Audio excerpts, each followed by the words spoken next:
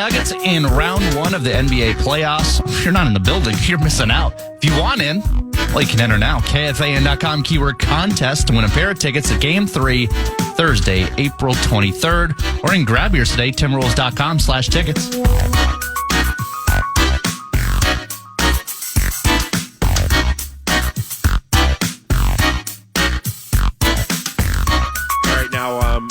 Breaking from the NHL for a second here, in a second, this being Thursday, and with the super special 4-day thematic ideas, 9 to noon, crafted about 3 weeks ago or so.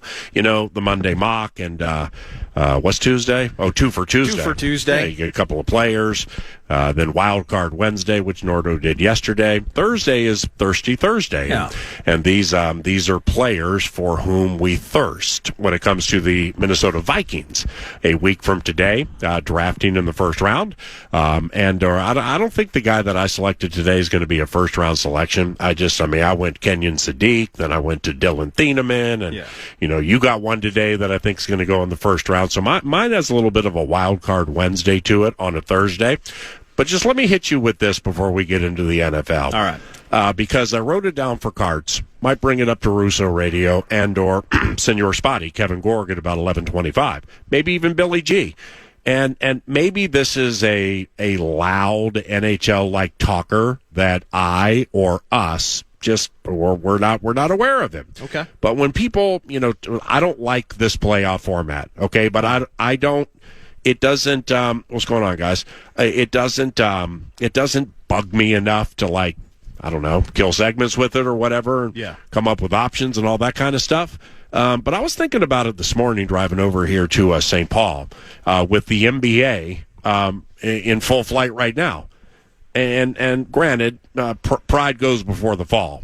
So it would when I say the pride of Commissioner Bettman or the NHL, they would have to jettison their pride and look at the NBA and say, this play-in bit's the bomb. Most of the games, they got a lot of eyeballs on them.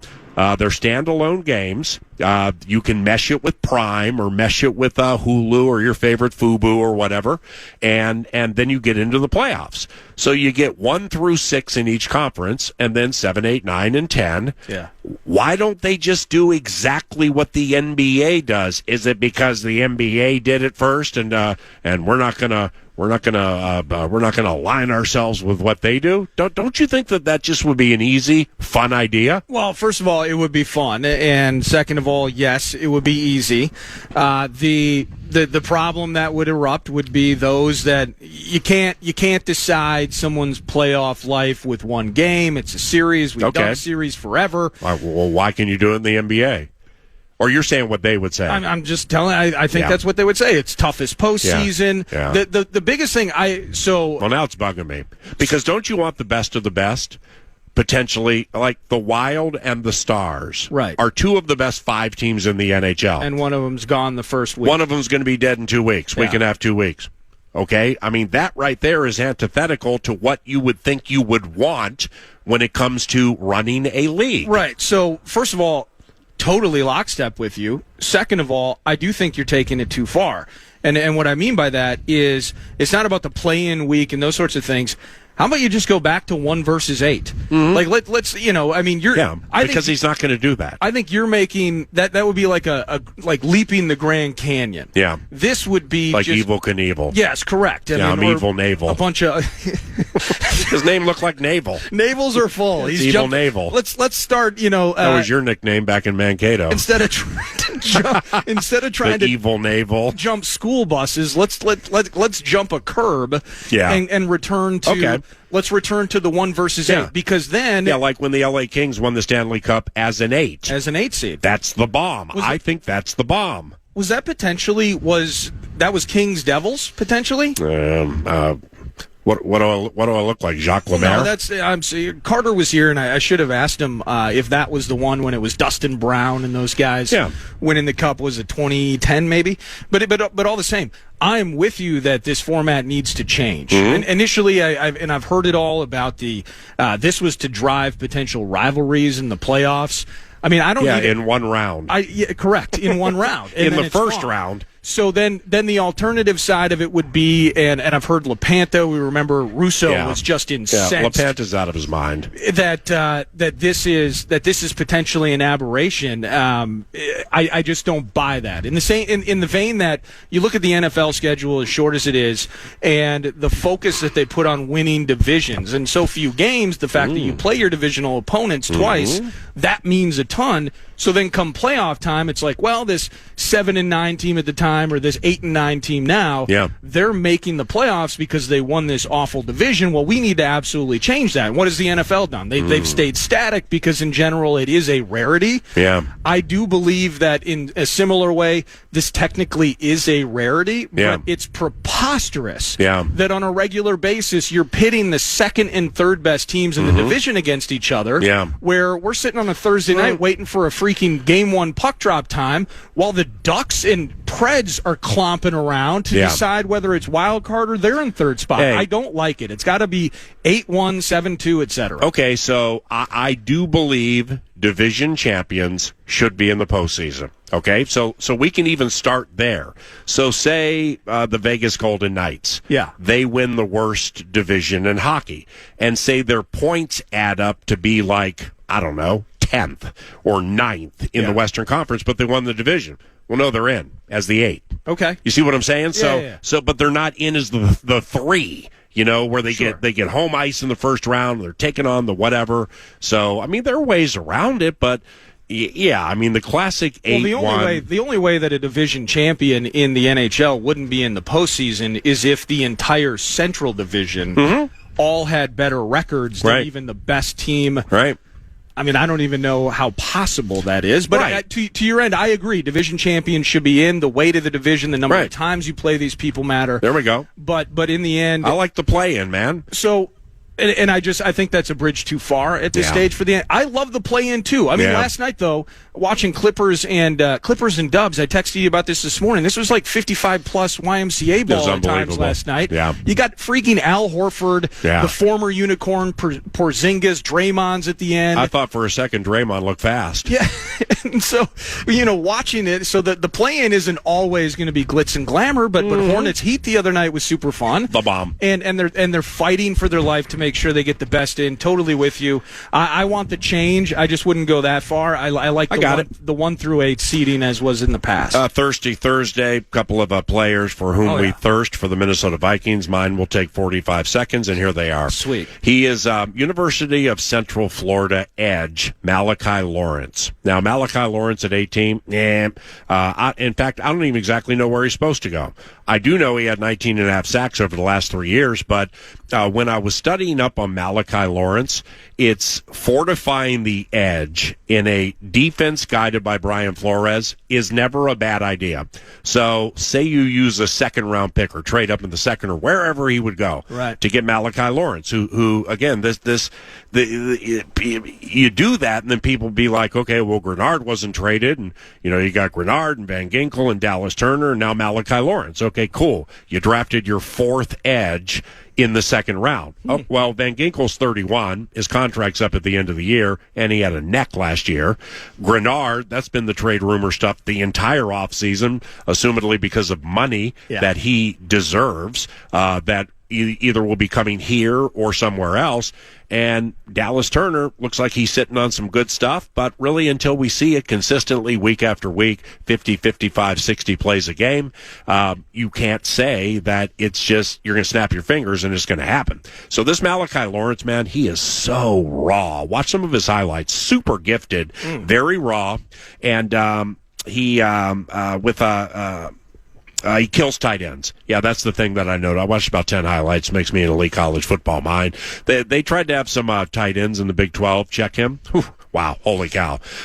He is from what I was told, the best Big 12 edge prospect there is.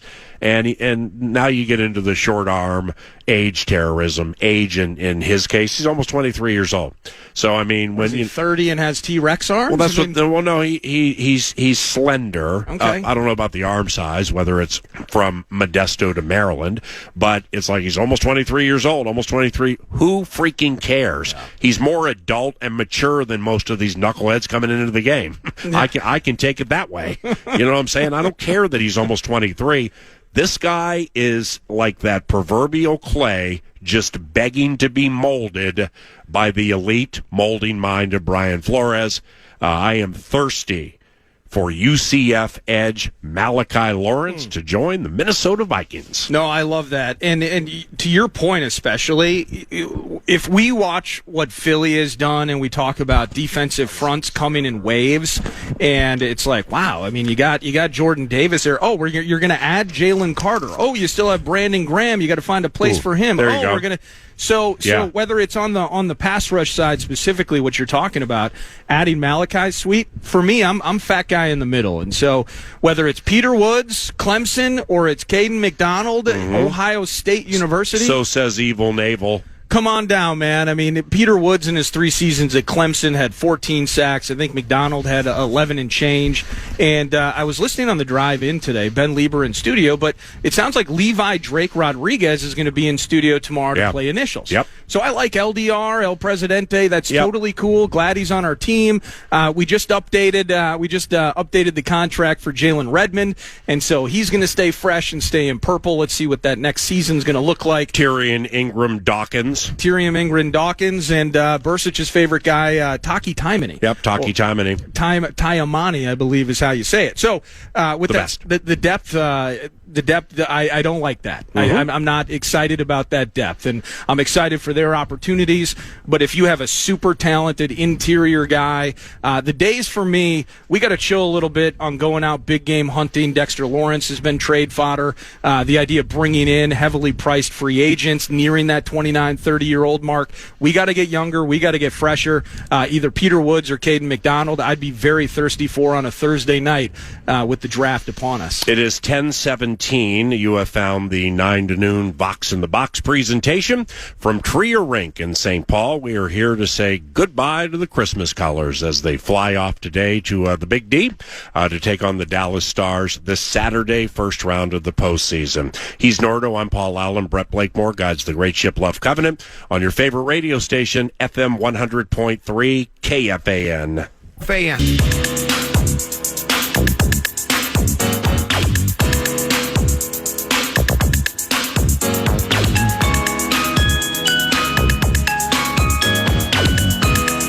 Welcome back, 9 to noon here at TRIA. It's very quiet, very serene.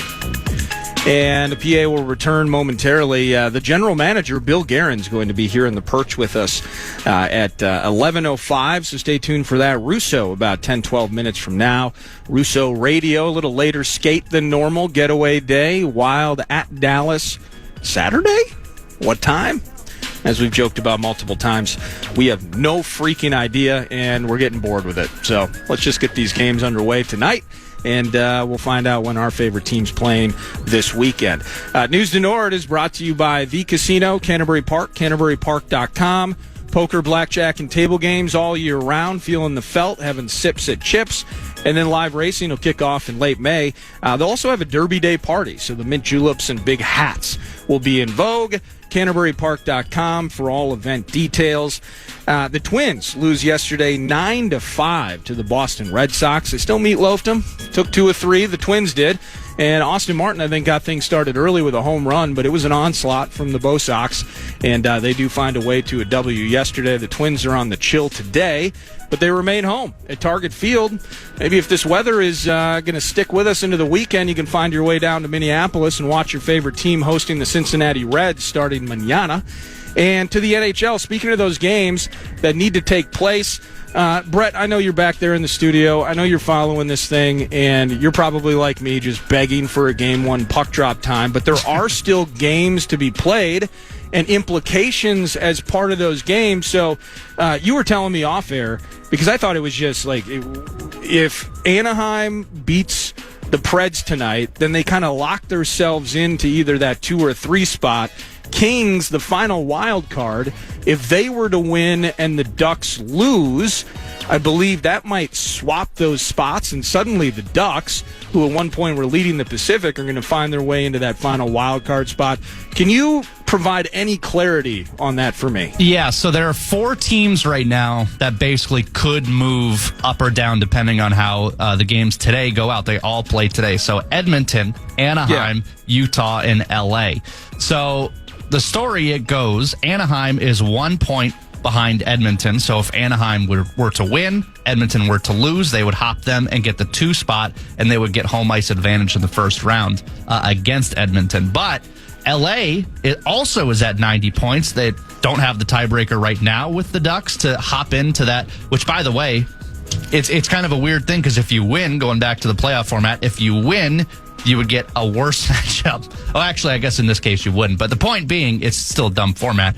They're also at 90 points. So if they win and the Ducks lose, they hop them. So basically the movement is within the 2 and the 3 in the Pacific, as well as that wild card spot. And then you've got Utah in there as well. Now they're in the Central, but they're at 92 points. So potential movement as far as how far the Ducks would fall or how far the Kings would climb, depending on what Utah does tonight as well.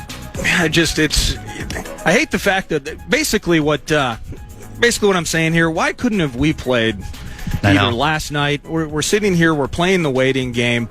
We're all, and I assume maybe from a broadcast standpoint, it's like if you got an Edmonton Oilers and Kings matchup, for instance, the networks, now that we have 15 different ways of viewing these games and TV deals and all of those things at our fingertips, they all cost money. Yeah. The networks, I mean, they throw this T-bone steak, Oilers and Kings, just into the middle and watch the networks fight it out to see who gets the primetime slots into the weekend. So Ducks potentially on the move, Kings potentially on the move, and the Minnesota Wild just chilling again, waiting for Saturday. And hopefully, I wonder how much of that clompability is going to take place in terms of 2:30 p.m. That we do know for the favorite basketball team, and then where the hockey team slots into that. It just feels like there's going to be probably some form of overlap, and the program director is going to have to figure it out from that standpoint. Now, speaking of the NBA, speaking of figuring it out, and PA was talking about kind of the play-in action of the NBA, how you could bring that to the NHL. You love the greatest game on ice. Nobody would roll with the play-in, would they, Brett? I'm not. I'm with PA in the sense that this current format is just hideous and makes no competitive. They did it for money. They did it for ratings. They want big ratings in the first round. Fair enough. But if you're a competitively fair and balanced league, then this makes no sense whatsoever. So I'm with him on that. I'm not sure if I'm with him on the play-in. I don't think a lot of people would go for it, but maybe some people would. I don't know. Yeah, the one game in and out. I mean, even if you appreciate the Olympics and Team USA, first time in 46 years, you love all that, but it's just it was a little bit not. You almost feel like you aren't satiated when you just get the one game, the one out affair, versus getting a series. Speaking of the play-in, though, in the NBA, it will be the Hornets and Magic tomorrow for the 8th seed in the East. Warriors and Phoenix Suns. I mentioned it. Warriors do beat. They had just a flurry in the fourth to beat the Clippers last night. And it's just, we're so pumped for this series with Anthony Edwards, young star that he is. And I mention young because I'll get to it in a moment. And Jokic still playing like one of the best guys on the planet, even as he eclipses 30 years old. But, man, last night, as plotting as Kawhi can be at times, and Porzingis, maybe elite all-time greatness stolen by injuries, Al Horford. And props to Al Horford for still doing it at his age. But, man, that was slow, and, man, that was awful, awful basketball at times last night. And somebody had to win, and it was the Dubs, and then Draymond still very much near the end. And Steph did his thing at times in moments as they're still relying on Podziemski and some other players to find their way to the finish line. So play-in action as it is. That fodder will lead us into a Saturday series against the Denver Nuggets at Ball Arena Saturday afternoon. That's a little news. Drafts in a week. We have a ton of things going on. But let's jump back into the thing that's directly in front of us, that being the Minnesota Wild. Michael Russo of The Athletic is going to join us here at TRIA as we kick off the second half of the 9 to noon broadcast in St. Paul. News to Nord brought to you by The Casino at Canterbury Park. Brett Blakemore producing. I'm Nordo, PA back with us as well around the corner on The Fan.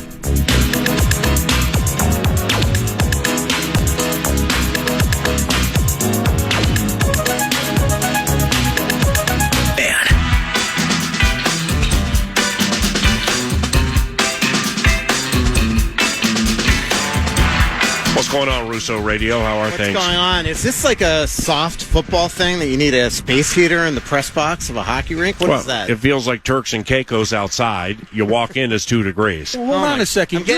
You're wearing a winter jacket and a stocking cap. It's cold in here, but my point is that to have just heat blowing on you right now. This is here every single time you come up here. I've never seen it before. But Billy G's going to be actually up here at 11:05, so we figured we get the coffee machine going, get the heater going. This is the general manager's perch. We're the guests. And this is his personal heater, and so I guess you're kind of asking, is Bill Guerin soft? Yeah. That he would have a space heater in his own perch. Yeah. Billy's personal heater, it says on there. Yeah, and what's interesting today, well, first I of all... will give him crap for that. Well, good. You Please should. First and foremost, let me compliment you.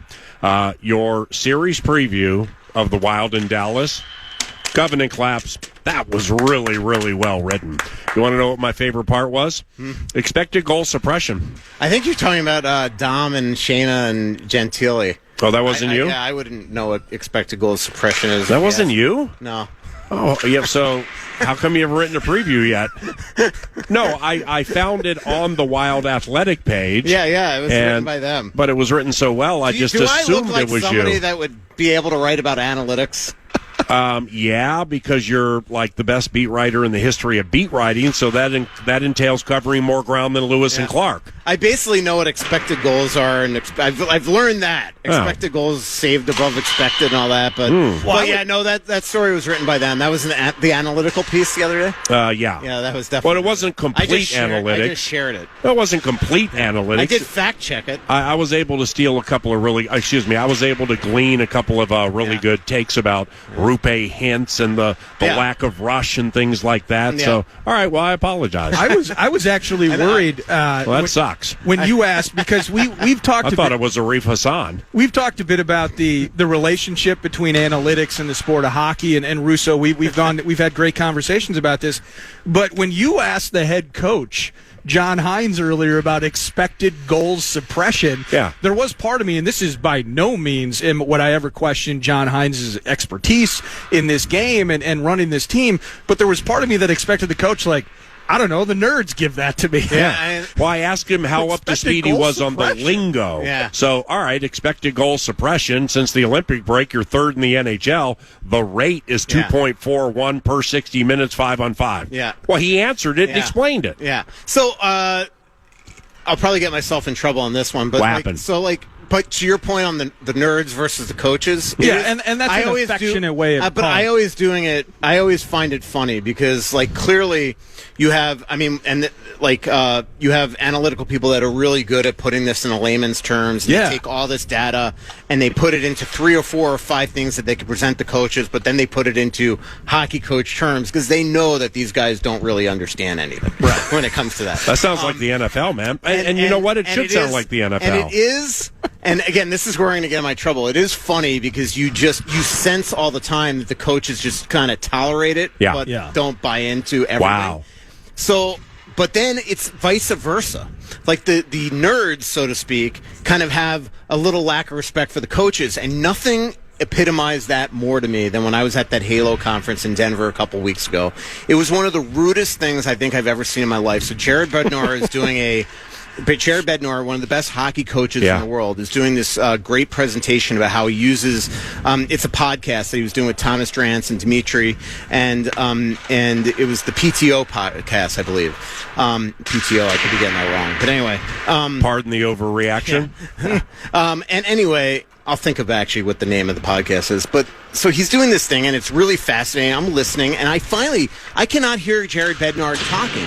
And the reason why, I turn around and all the quote-unquote nerds, like all the analytical people for every single team, is in the back of this presentation just having conversations, laughing with each other, like totally not paying attention to the best coach in the world. That sucks. And I just thought, I couldn't even believe the fact that all these teams are spending a fortune to send these people out there, right, and they just absolutely weren't paying attention. So it kind of showed me, like, it really was a great representation of what, like, they think of coaches and what coaches think of them. And to land the plane on this, where with the NHL, with hockey, and with football, the NFL, where it's tough for me to warm up to the analytics, and I've coaches in the NFL, many with whom I've spoken, you laid it out perfectly with, like, the coaches tolerate and, will try to implement things and stuff like that. And a lot of money are spent team by team on analytics.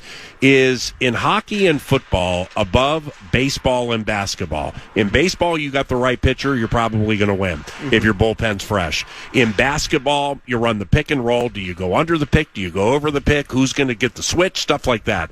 Hockey and football are such ultimate team games where A has to get to B, it has to get to C and stuff. So while I respect it, because people put a lot of time into it, gut feeling wise, I just don't think it resonates in hockey and football the way it does the other two. Well, I mean, the thing about hockey is it's a constantly moving game. So, like, the players aren't going to sit there, and where it becomes valuable for these coaches is to learn the intricacies of where teams are really strong, how they're good on the rush, things like that. And at the end of the day, and I do kind of wonder how things were done in the 90s, 80s, 70s, and 60s, because you don't realize, there are certain players that are just, analytic, mavens essentially, and you realize how good they are in certain situations. And back in the day, everything was by the eye test. Right. So I do find value in it, and what they do is over a large sample size, it shows you where the teams are good or not. And the one area where the Wild have been good all year long are those situations on, cutting down scoring chances, being good on the rush, shot suppression. Like Quinn Hughes' analytics are crazy off the charts when it comes to his time that he's got the puck on his stick, to how he improves the Wild offensively when he's on the ice compared to others. But then conversely, defensively, he's been on the ice for, let's put it this way, of the Norris Trophy contenders this year, he's been on the ice for a lot more goals than them. So it is fascinating. So where I really also find analytics valuable is, like, right now I'm working on my award stuff that's due tomorrow. Which remind me to remind all the other writers. And I'll make sure you wrote it before I talk about it. But all our award stuff is due tomorrow into the league. Betting on, picking, definitely not betting. Picking the Hart, picking the Norris, and so like especially for the Selke, which is best defensive forward, you really do need the metrics there on how efficient certain players are. Yeah. Now going back to Bednar for a second, so he's okay, right? Yeah, he took a puck to the face. How about that? Like facial fractures, like orbital stuff. He was hospitalized for that. Last night? No, a couple nights ago. Yeah, a couple games ago.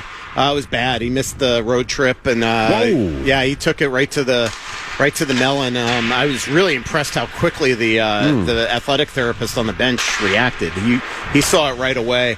And it really just shows you, a couple years ago we were in Edmonton, and Travis Green, one of the Wild's assistant athletic trainers, took a puck to the eye and had to stay over there, and he broke bones in his face and things like that. He had to stay in Edmonton, couldn't travel with the team to Vancouver. I'm honestly surprised it doesn't happen. It Maybe really not to that severity, but the fact that those incidents don't happen more frequently. I always joke with Tony DeCosta, and I shouldn't joke about it, but that it's unbelievable how often he'll almost get hit on the bench.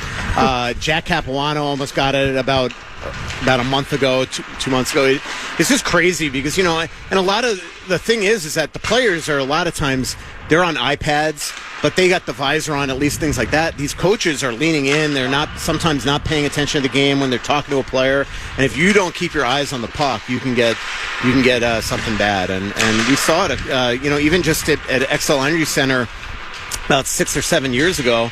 David Poyle at a morning skate, the old Nashville Predators GM, was just sitting in the tunnel and lost his eye. He deflected puck, hit him right in the eye. They rushed him to the hospital, and he Yeah, I mean it's brutal. Hey, the players are trickling onto the ice for an 11 a.m. practice. Bogosian's out there, which is good news. Well, here's the deal. Before too many of them get out there, and a lot of them can hear us because our proximity is so close, let me whisper this to you. The practice begins at 11. Bogosian and Brink were out there at 10:30. You know more about it than all of us. What does that mean? You know, I think it's a good thing that Bogosian's going to be a full participant in practice today, it looks like, because he's been hurt, and I really do think they need him back in the lineup. Although I thought Petrie was really good in the season finale. That pair, when Middleton has been with Petrie, hasn't been great, especially the game in Dallas, where that third pair in Dallas was not a good situation, nor was the goaltending that night. That's why they lost that game. Right. And so Bogosian being back, I think, would be huge. Brink, I don't know what to make of it, but I do, reading the tea leaves right now, I think Brink's probably on the outside looking in for game one, just because I think that Danilo Yurov played his way into the lineup to start the playoffs. And then you have the Foligno brothers and McCarron probably as your fourth line, and maybe you start with your third line of the all-Russian line with Yurov, Tarasenko, and Trenyan. The one thing I will say that I found that game in Dallas is that if I was Dallas, I would have noticed really quickly that if they go after Nick Foligno, Marcus becomes unglued. And part of me wonders if maybe they should actually play Nick Foligno on the third line with Yurov and Tarasenko, and then Trenyan with McCarron and Marcus Foligno, just to keep them off the same line, because one big thing that hurt the Wild in 2023 is Marcus becoming unglued a lot in that series, and they need him to be disciplined. You mentioned Yurov. Well, a week ago, we were having a conversation about how Yurov might be the guy that's on the outside looking in. Yeah. How much can change over the course of a week. Similarly, with Wolves Nuggets coming up. So, PA, we were talking about this earlier in the week. Terrence Shannon Jr., for instance, bench player, marred by injuries for a large part of the season. Disappointing second-year campaign for him. Well, he gets healthy, and now teams chilling, coasting, trying to get healthy with McDaniels and Ant. Terrence Shannon Jr. getting a lot more minutes, and he was kind of feasting on those. His productivity went through the roof. So kind of the question that comes is, has Terrence Shannon Jr. done something that could find his way into getting more minutes? And bringing it back to the hockey team here, I'm not asking you to analyze the hardwood. I'm looking for Johnny K. What my point is look with under this the table. Is similarly, and he'd be standing. What can a year off? Oh man, sorry. What can a year off do in such a short period of time, or what can a Brink not do in such a short period of time to make those sorts of decisions? Because at some point we're going to get into the goaltending conversation, and more recently Wallstedt has looked better maybe, or statistically there have been better things about Wally's game than there has been about Gus Bus's game. Like how much does short sample sizes really dig into the final decisions of a John Hines? And can Jalen Clark hit his corner threes? Yes. Well, this is the huge dilemma right now going into the playoffs, and it really does stink because their goaltending this year has been one of their strongest parts of their game. But yet here we are on the eve of the playoffs, and just the fact that it's a question is a concern, right? I mean, do you think it's a question? I do. Well, I think it's a question for all of us, and I do think it's a question inside even if they go with Gus, which I think is what they were leaning toward at least before the season finale, where Jesper was so good. It's clearly a question. I mean, they're not blind to the fact. We just talked about numbers. Gus has given up 4 more goals in 5 of his last 6 starts and hasn't been very good since the Olympics. Wallstedt has been very good since the Olympics and has given up 2 goals or fewer in 8 of his last 9 starts. So they see that. Lavelli Neal III on the scene. I know. What? This must be big. Something big must be going on. What, do you think Stan Mikita's here? Yeah, exactly. So we should have him come up. So that'd be great. Yeah, that'd be fun. Anyway, I guess my point is, then you can tease him about not having deadlines. Yeah, I know. I just wonder about short sample size. Like Yurov, for me, I really appreciated at times what he and Tarasenko and Trenyan were able to do. So in this conversation a week ago, where it's like Yurov's on the outside looking in, I'm thinking to myself, I really liked what I saw from Danilo this season, and now maybe that's flipped in a week's time. I just did, and then bringing that back to the goaltending side, the fretting over since the Olympics. Now that's a bit larger sample size, of course, and you hit on the 4 or more goals, and you really felt like that was kind of thematic in some ways to the season for me. That Dallas game, where this team has struggled to close out games. You get that 3-1 lead, and you are flying. You are outplaying Dallas by a freaking mile, and then a blink of an eye, it's Robertson. They have the lead, and they don't look back. That is a question for me. I just wonder how they handle those sample sizes in those moments versus the overarching I don't product. know. I mean, to me, this isn't so much a sample size as Gus has not been good. Okay. And just that Wally easy. played Okay. Dallas one time and gave up 7 goals. I know, but that was 3 years ago. That's a good point. And he, on a second of a back-to-back, That's a Was good that his they debut? put him in the worst position ever. Yeah, Was that his debut, or was Yeah, Win- that was his NHL debut. Oh, So wow. a lot has changed Tough since. spot. But to your point, I mean, it is, you have the experience and the resume in Gus, and you have the rookie, and you don't know how to measure, the equation of a the rookie jitters that could potentially happen in Game 1 of a Stanley Cup playoff game. As good as But he's not been a against rookie. playoff teams, but he's technically a rookie. Yeah. Why are you so distracted right now? I don't know. There's a lot Game going on here. Mizutani's here with the Pioneer Press. Yeah, he's got the perm going and everything. To bring it back to me, this is not a small sample size. Like when you go against Dallas and you're playing with your representative lineup and you completely outplay them and score 3 power play goals and give up 5, that is a problem with the goaltender. And then when you have exactly the same game, they go to St. Louis, you're playing without 10 regulars, and he gets shelled. And then the next night on a second of a back-to-back with the exact same lineup, only Spurgeon out and Brodin in, but the exact same guys out, and Jesper fires a bullet. Yeah. That is a concern.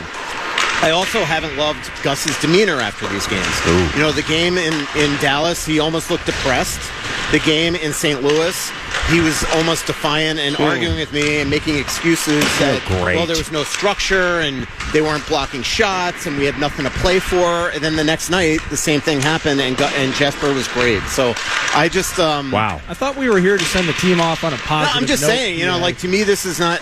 This is the A a topic. problem. It This is is the the A A topic. Yeah, I mean, it is. And what's Well, really... who would you start and why? I- If you had the call, who would you start and why? Until the last game, I would have started Gus. And now I think I would start Jesper. Oh, geez. I don't like, as I just said, the 2 off-ice demeanors that I saw from Gustafsson, and Jesper's just been the more confident goalie lately. And I just think the Wild, it would be such a shame that you have this best season, or I wouldn't say best season in franchise history, but definitely the best team.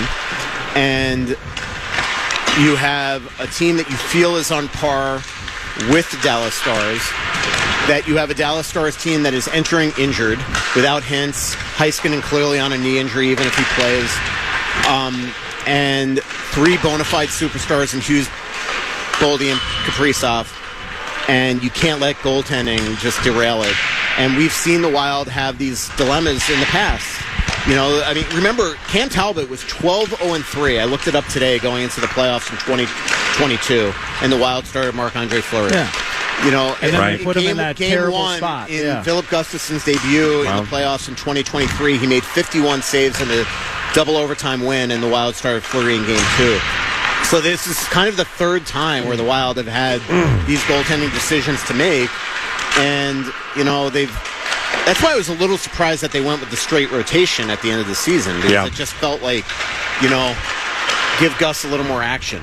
Well, So it's like if you have two goalies, you don't have any. Well, let's put it this way. I don't think Tampa, when they won their cups, were wondering about going into April if Andrei Vasilevsky was started. The last 2, at least. Yeah. Now, 3 years ago, That's a high-end example, 3 years though. ago, Wow. 3 years ago, when the Florida Panthers went into the Vegas Stanley Cup Final, they started that playoff coincidentally with Alex Lyon as their number 1. But the last 2 years, they knew Sergei Bobrovsky was their number 1. Mm-hmm. The LA Kings, when they won their cups, knew that Jonathan Quick was number 1. It's very rare that you have a Stanley Cup champion team, a championship pedigree team, going into a playoff series at the start, and you're deciding between Gustafsson and Wally. And the reality is that Gus has put them in this position by his poor play here down the stretch. Well, then how do you define Colorado favored to win the Cup, and they cut time with Blackwood and Wedgwood? Right. That's part of it. There's no doubt that it's a good retort. Well, let me ask you this, Russo. Is there any element where this is so? If they start Gus and it goes the wrong way, we will view it. We saw this coming. He hasn't been good since the Olympic break. The dice roll with Wally, it doesn't go well. I mean, how would you? I wonder how much it plays in the equity of a coach and a GM and an organization in terms of we might lean towards Gus because of the overall known product versus the unknown, the perception of it. Team wants to get out of the first round for the first time in a decade. The known quantity versus the unknown that might sway this regardless of what we're actually seeing on the ice on a nightly basis. Well, let me add to that. Does Billy G have a say in the call? Yeah, I think I heard Billy G on the radio the other day talking to Chad over at the other station. No offense, but I was listening. And everybody needs a farm report from Al Malmberg every so often. So anyway, but he basically said they knew who they were starting. Now that was before last game. Yeah. So if they knew who they were starting in game one, it was clearly Gus, right? Yeah. And I just wonder if the leash is going to be small. So the big thing to figure out is, have they changed their mind based on the last two starts? From Gus versus Wally. Or two, is just the leash going to be really tight? That if, he loses game one, then it's Wally game two. Well, I'm glad that you mentioned the Talbot thing because I brought it up before, too. Yeah. As good as Talbot was, Fleury new to the mix, and he was doing his thing. And we're all glad that Marc-Andre's here. He got, the first 5 games of that series, and then the sacrificial lamb, Talbot's rolled out in the elimination game against the Blues, I think. Yeah. So the next question then will be is how good Hines is and how locked in he is when knowing to pull the trigger to make that change. If it doesn't go well, could it be just a bad game one and then it's Wally? If it's a bad game one, I can promise you Wally's starting. Okay, perfect. It's that simple. The leash is going to be small. And I just can't. I just don't want to see a replication of what took place. I think a few years ago. The difference between 2022 and now is that clearly. So they traded for Marc-Andre Fleury because Cam Talbot was not playing well. Right. And then Talbot turned it on after they got Flowers. He was so good final month or so. But to get Marc-Andre Fleury, it's very clear, very obvious, even though nobody's ever confirmed it, that to get him to waive his no-trade to come to Minnesota, he was told that he was going to be the starting goalie in the playoffs. And so they stuck with that. They weren't expecting that Cam Talbot would finish the season with a 15-game point streak to and then wind up being essentially, his caddy in the playoffs. So I think the difference here is that they know they have 2 really good goalies. Gus, over the large sample size, to your point, has had a very good year. It's just lately, and then you take what came into consideration in the Olympics too. That's what worries me too. Clearly, those coaches saw something over there where he was fighting at the Olympics, and to have him start as the number 1 in the Olympics, and then not even dress him for the last 3 or 4 games. It was Markstrom and who else? It was Markstrom and Wally. Wally was the backup all those games. Yeah. So they didn't even dress Gus. So look at that goalie conversation over there. So. Anyway, Goose, were you in the meeting to decide the number 1 goalie for game 1? Can you just tell us? Galagowski's not fessing up. That's real comfortable. Yeah. When you have a member of team personnel up here, Russo Radio gets us fired. We're not on the radio. Just tell us who's starting. Yeah. All right, we have just a couple of minutes left. Galagowski could have just saved us 10 minutes by just telling us. Ooh, we got a team meeting right now. Yeah. So we need to be quiet. Quietly. In closing, Mikko Rantanen is a fantastic hockey player. You would agree, right? Yep. Remember his first-round series last year against Colorado? Yeah. Granted, it was his former team, but, man, it's like they're just players, you know this better than me, man, where, they're good to very good, but then the postseason hits and they're very good to elite. Rantanen's one of them, right? Yes. He's great. Jason Robertson is great. Wyatt Johnston is great. Rupe Hintz is great if he's healthy. Miro Heiskanen's great. Thomas Harley's great. Asa Lindell's great. So this is going to be an evenly matched series. That's I'm really excited for it, just based on the fact that this Minnesota Wild team that faced them in 2023 is very, very different. Kirill Kaprizov was hurt that series. Eriksson Ek didn't basically play that series. Hartman had a sprained knee in that series, actually more than a sprained knee in that series. Faber was fresh off the Frozen Four. Boldy was not nearly the player he is now, to the point that Bill Guerin gave him a real heart-to-heart after that season that told him he needs to go to the tougher areas, and become more of a grittier type of player, and he's become that, and listen to him. But if you look at Dallas, they've got the experience. They've been to 3 straight conference finals. They got a great goaltender in Ottinger that seems to play really well against this team. I had a long conversation with his motivation against playing against Minnesota all the time. The other day when we were down there. So these are 2 evenly matched teams. Great special teams. The Wild have been disciplined, which is awesome. Their penalty kill's been much better. That was their downfall in 2023.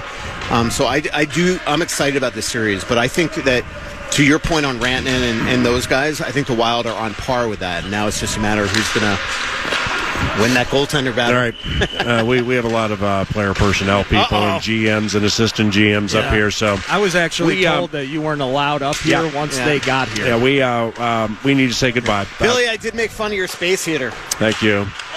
Because, it just seems soft. Well, exactly what one of the toughest guys in the history of the NHL wants to hear right in front of the playoffs. Wow. Okay, Michael, thank you. I appreciate you. God bless you, brother. And thank you very much for stopping by. And we'll read everything at The Athletic. Michael Russo at Russo Hockey via X. Wild General Manager Bill Guerin joins us next.